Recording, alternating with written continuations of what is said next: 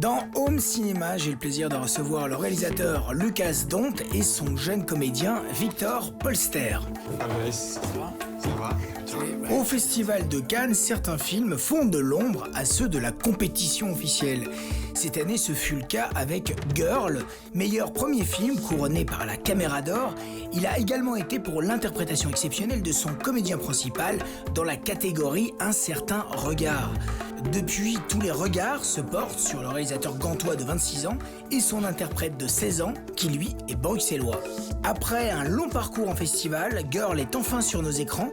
Comment s'est construit ce brillant premier film ? Comment Lucas Dont a-t-il trouvé l'interprète parfait et obtenu de lui une telle qualité de jeu ?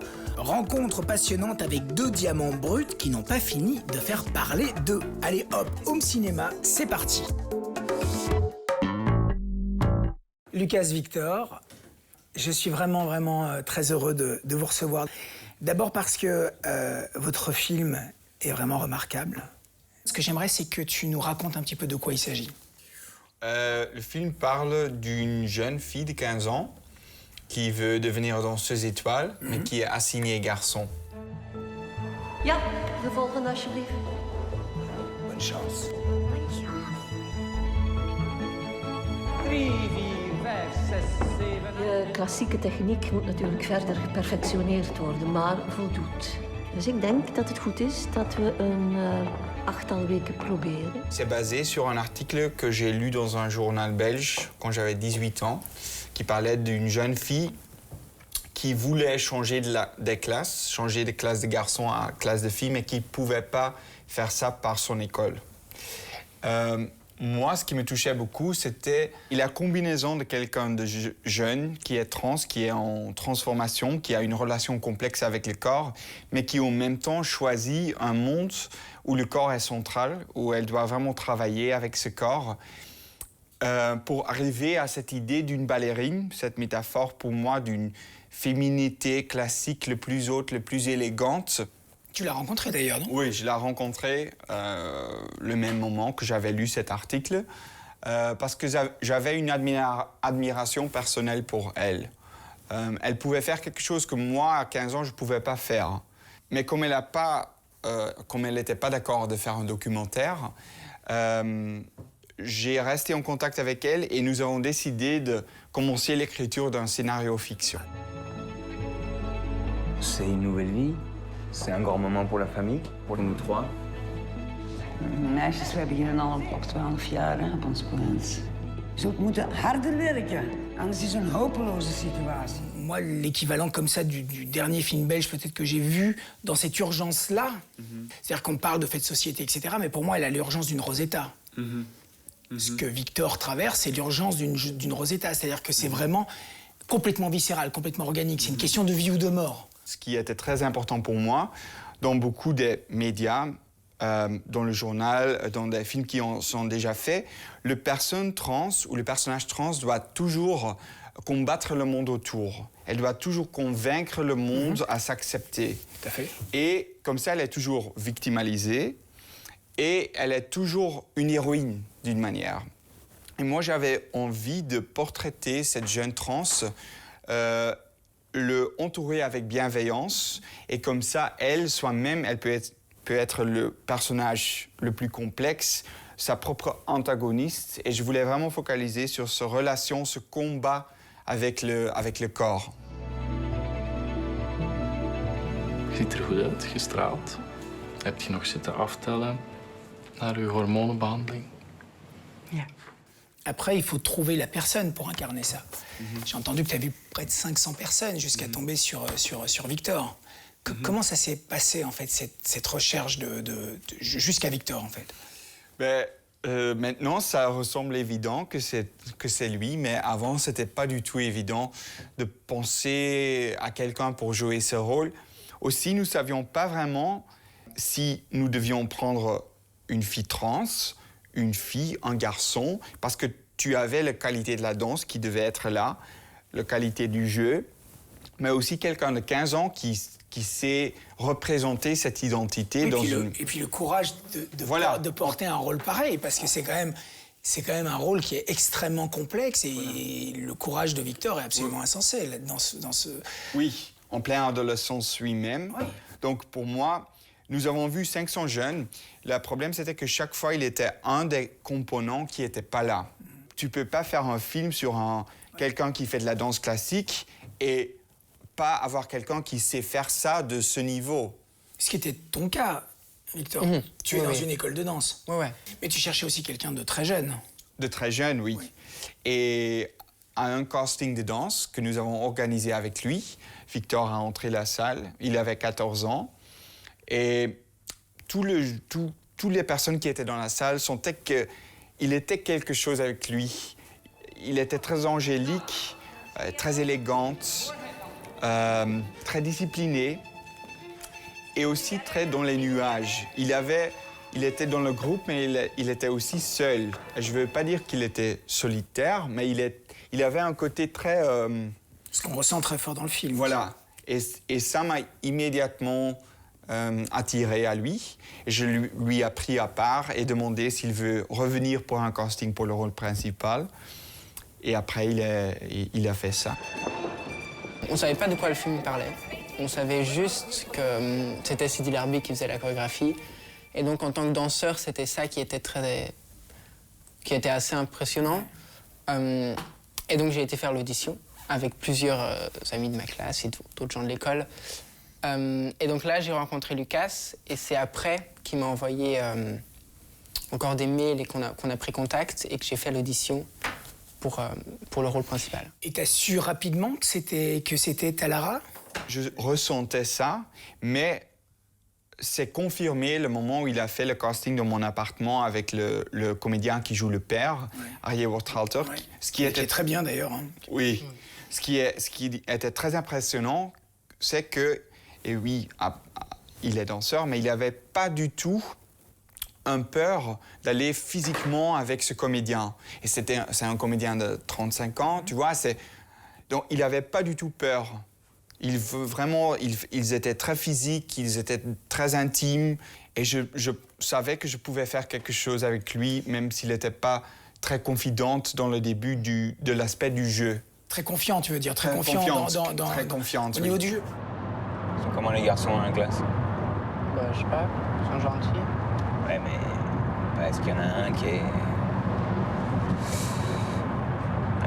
plus gentil que les autres? Bah non, j'ai pas envie de parler de ça avec toi. C'est privé. C'est privé. Bah, pourquoi tu rigoles? Bah, parce que tu te gênes pas quand il s'agit de moi, quoi.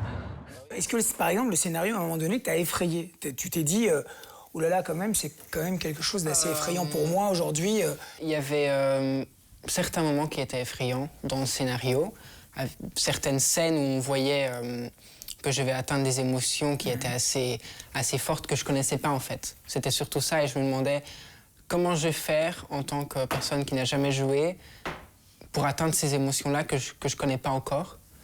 Et sinon, c'était surtout pour la danse, en fait, que j'avais peur de me blesser avec les pointes, vu que j'en avais jamais fait. J'avais surtout peur de me blesser et de pas pouvoir danser après. 1, 2, 3, Est-ce que le fait de faire travailler Victor au niveau de ses pointes n'est pas une manière de préparer le corps de Victor au rôle de Lara? Lui, en 3 mois, il a appris de danser sur pointe. Et c'est quelque chose d'énormément agressif pour tes pieds. Et puis dangereux pour toi aussi. Et dangereux pour lui. Dangereux pour ça. Après, c'était bien appris, c'était très bien fait. Hein. Ouais. Donc c'était pas dangereux, mais... Oui, mais imagine un accident pour toi, c'est... Oui. Mais le parcours de Victor pour essayer de danser sur pointe et le parcours de Lara dans le film qui essaye de danser sur pointe, la fiction et la réalité étaient très proches. Je te demande comment ça va parce que tu me dis jamais rien. Voilà pourquoi je te demande comment ça va. Il y a une raison, non? Il y a une raison de quoi? Pourquoi tu me dis plus jamais rien? Ah, c'est peut-être parce que ça va pas. Gaat toch niet opgeven, hè? Ah non. Oh, come on, vooruit. Comment vous avez travaillé? Est-ce que tout ça a été énormément préparé en amont ou est-ce que c'est très intuitif pour toi? La plus grande préparation, c'était créer l'intimité, la confiance. Nous n'avons pas vraiment fait des répétitions des scènes. Nous avons toujours aller au restaurant, faire du bowling. Et en 3 mois, nous étions vraiment ensemble. Moi, je pouvais demander presque tout à toi quand nous avons commencé le tournage. J'avais totalement confiance en Lucas et en Harry, et donc je faisais tout ce qu'il me demandait de faire, ce qu'il me demandait de faire pour le tournage, parce que je savais pas encore complètement comment jouer. Donc j'étais à 100%, je suivais ce qu'il disait. Une disponibilité absolument incroyable. We gaan de vrouwelijke puberteit zo goed mogelijk nabootsen. Maar de effecten zijn dus wel onomkeerbaar. C'est pas compliqué. Tu veux qu'on te prenne pour une fille ou pour un mec? Fille. Et voilà. Est-ce que vous vous attendiez à un accueil aussi unanime sur ce film? Parce que le film met tout le monde d'accord. L'accueil, non, pas nécessairement, mais quand même, le but, quand j'étais dans l'écriture, c'était trouver les choses dans l'art qui sont universelles. Pour moi, la relation avec le corps, la complexité d'une relation avec toi-même, c'est quelque chose qui, pour moi, transcendait juste l'identité trans. Aussi, en parlant de l'adolescence, en parlant de la danse et toutes ces différentes choses, je sentais qu'il y a beaucoup de choses dedans pour un grand public. Donc, je sentais que la possibilité était là d'être accueilli dans cette manière. Mais si je ne savais pas si ça c'était le cas ou pas. Est-ce que c'est le choix du traitement naturaliste, par exemple? Parce que tu fais un traitement, le film est très, très naturaliste. Il y a vraiment... Moi, j'ai fait une école de cinéma qui combine la documentaire et la fiction.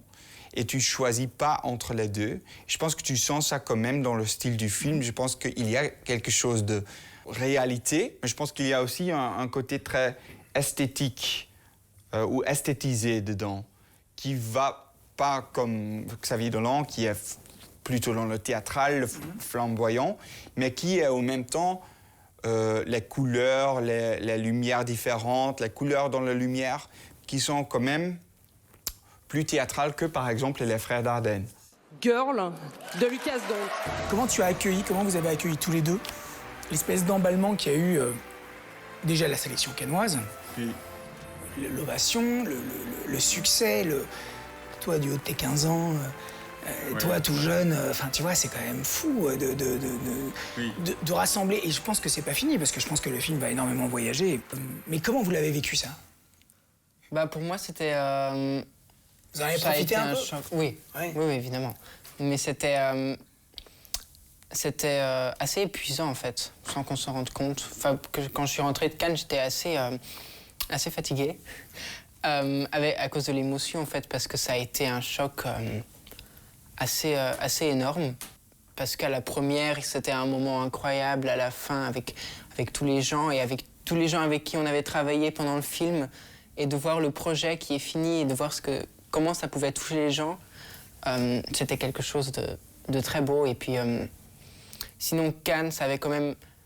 Enfin, pour moi, ça avait un côté qui était quand même pas très réel.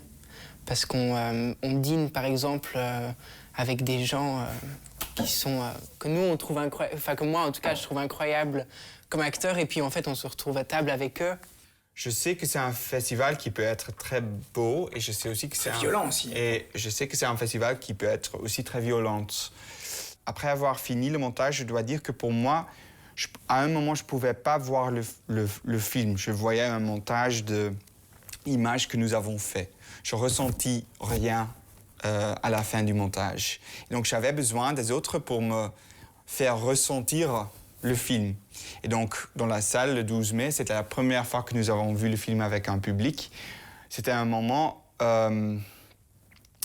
très important pour moi, parce que c'était le moment où tu tâtais. Oui, par les réactions des autres, je comprends ce que nous avons fait. Je comprends comment l'effet de ce film est sur un public.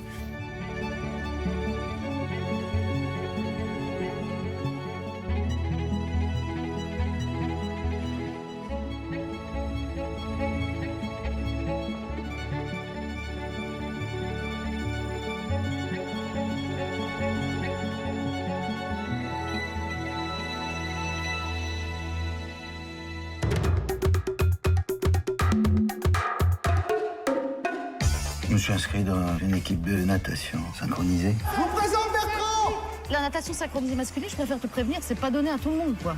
Faut allier la volonté, la grâce, le rythme et une grande hygiène de vie. Tu t'en sens capable de ça?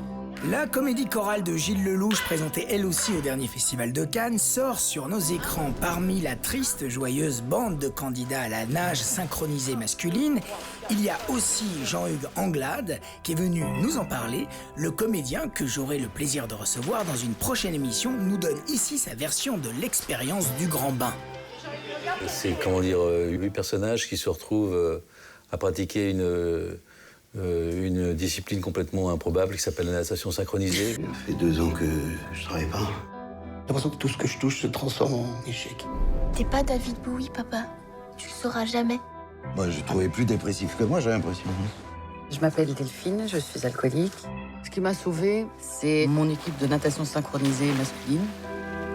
Assez prometteuse, je dois dire. C'est des gens qui coulent, ce sont des gens qui sont en perte de vitesse dans leur propre vie et qui ont besoin de retrouver une main tendue, quelque chose qui les fasse flotter, qui leur sorte la tête de l'eau. Et finalement, c'est par le biais de ce sport fou de natation synchronisée qu'ils arrivent à se refaire une raison de vivre, à prendre conscience des choses, dans le plaisir, pas dans le renoncement, ni dans la douleur, mais juste comme une sorte de renaissance.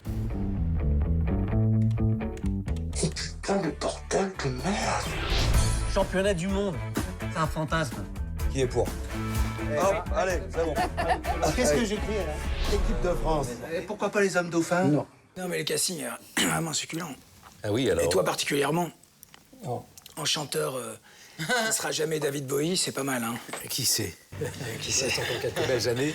Je vais me laisser repousser les cheveux, parce que c'est une vieille perruque qu'ils ont sorti des mâles que j'avais porté une dizaine d'années pour un autre film et qu'ils avaient conservé, non coupé, avec donc raccord du jour au lendemain. J'avais les tifs jusqu'ici et ça m'a permis d'aider à trouver le personnage. Je vous demande d'accueillir sous un tonnerre d'applaudissements notre première équipe de natation synchronisée masculine. Et oui, vous avez bien entendu, masculine. On les applaudit bien fort. À la fin, vous pouvez les applaudir plus fort comme vous le faisiez tout à l'heure, c'était bien. La rencontre avec Gilles Lellouche, c'était sur les bases d'un film très ancien que j'avais fait et qui s'appelait Les Marmottes, dans laquelle j'étais assez aérien, assez léger, assez souriant. Et donc Gilles Lellouche me l'a proposé en me disant « Je veux pas un personnage noir comme celui de Braco, etc. Je veux un Jean-Hugues Anglade qui soit léger, souriant, etc. Et puis qui en même temps prend des claques dans la gueule ou se fait sortir des vacheries, mais ça glisse sur lui, ça ne l'empêche pas de sourire. Et donc en fait, ça en fait un personnage très très aimable, parce que les gens qui sont profondément bons et bienveillants, c'est ceux dont on tombe amoureux, quoi. Et je trouve que c'est un personnage dont on peut tomber facilement amoureux, parce que justement, il a en lui cette bonté naturelle, quoi. Let the competition begin once and for all. Ça vire un peu à l'orange? Non. J'ai mis l'autre bon sang. Tu trembles? Ouais, je tremble, ouais. Tu trembles jamais, toi? Non. Ça m'empêche pas d'avoir peur. T'imagines un peu ce qu'il se raconte autour de lui? Mais c'est mon mec et je suis fière de lui. C'est important d'être fidèle à ses rêves. On sait que vous avez peur, mais qu'on est là. Et puis vous dire aussi qu'on vous aime.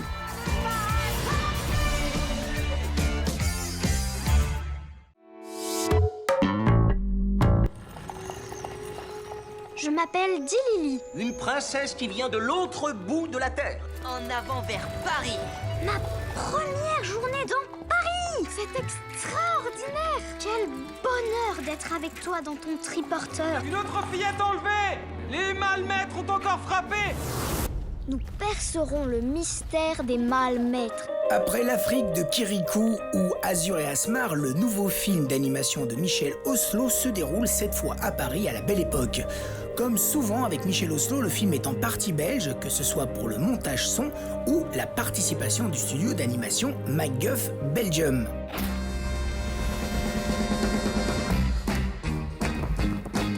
We're the Sisters Brothers. S-I-S-T-E-R-S. Like sisters. We're looking for a man named Warm. He stole something from our employer. We have enough money to stop for good. Stop what? Killing people. Yeah, right. Coproduit par les Films du Fleuve, société de production des Frères Dardenne, et avec un casting de classe mondiale, le premier western de Jacques Audiard suit une traque implacable qui est aussi un parcours initiatique. Le résultat est unanimement salué avec une mention spéciale pour l'image que l'on doit à Benoît Deby, le directeur photo belge qui poursuit sa carrière internationale. بيك راسك وجع؟ شوية وبر. وانت مثلا راسك وجع علاش حسب؟ ما علاش راسي وجع. تفهمش يا اخي. مانيش فاهم شبيني وليت هكا. فاهمينك وحاسين بيك. نحب نمشي بسيكاتر. لطفا لميتي. وينو؟ هز كل شيء ما خلى حتى حاجة. حتى البيسي هز، الدنيا كلها هزة. Comment un fils peut-il rejeter à ce point le mode de vie de ses parents et que faire ensuite?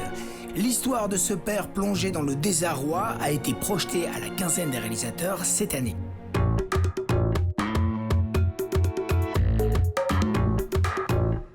À l'agenda ce mois-ci, il y a la 3e édition du Festival international du film de comédie de Liège. Cette année, c'est plus de 30 films projetés, des conférences, des rencontres. Après Gérard Darmon, le Crystal Comedy Award ira cette année à Josiane Balasco. Toutes les infos sur www.fifcl.be. Audacieux et subversif comme il se présente, le Pink Screens est l'unique festival de cinéma en Belgique à aborder de manière plurielle les questions de genre et de sexualité avec franchise, humour et curiosité. Il se déroule du 8 au 17 novembre à Bruxelles, au Nova et au Cinéma Aventure. Toutes les infos sur www.bruxelles.be/Pink Screens Film Festival. Moi, j'aimerais savoir quels sont vos projets à tous les deux. Est-ce que, Victor, est-ce que tu as des projets de cinéma? Est-ce qu'on va te revoir? J'espère. Mais pour l'instant, non. Tu te consacres... En fait, ton objectif, c'est quoi? Qu'est-ce que tu veux? Tu veux être danseur, en fait, c'est ça? Oui, je vais envie de finir mes études, ça c'est sûr. Et puis mes études sont attachées à la danse. Donc forcément, continuer la danse parce que c'est quelque chose que je pourrais pas ne pas faire. Et puis après, chercher du travail dans la danse.